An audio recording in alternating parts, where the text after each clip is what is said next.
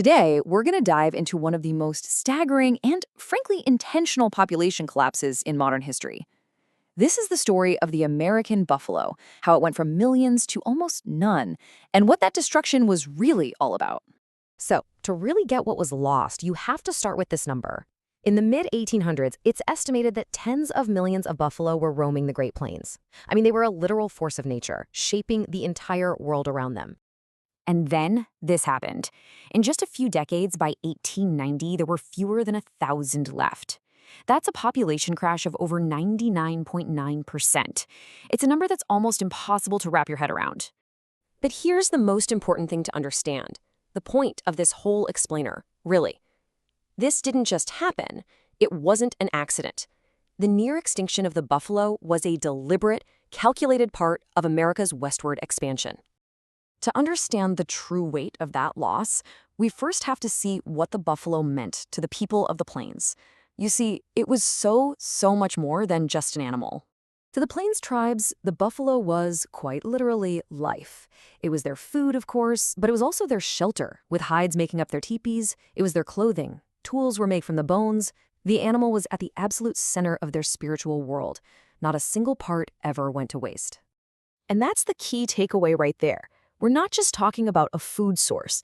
The buffalo was the central pillar holding up entire societies, their economies, their cultures, their whole way of life. So if you take that pillar away, the whole world shatters. Which brings us to the big question. Why?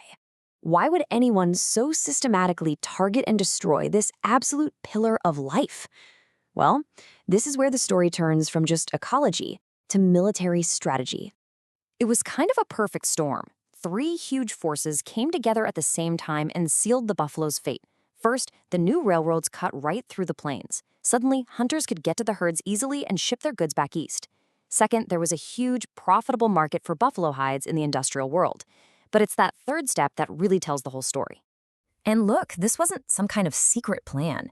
U.S. military leaders and government officials were openly in favor of the slaughter. They knew that by destroying the buffalo, they were destroying the ability of the Plains tribes to fight back against U.S. expansion. It was a means to an end. Okay, so we've covered the why.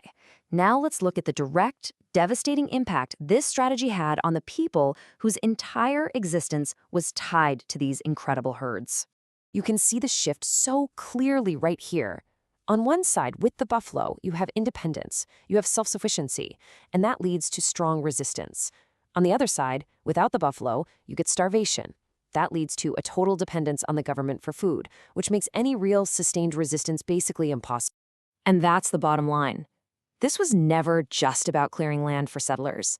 The ecological disaster was a tool used to achieve a political goal, the complete and total destruction of native independence. And the effects of this strategy, they didn't just end when the shooting stopped. Oh no. The consequences of this deliberate destruction have been echoing for generations, and they're still being felt right now. By wiping out their primary resource, the U.S. government forced tribes onto reservations.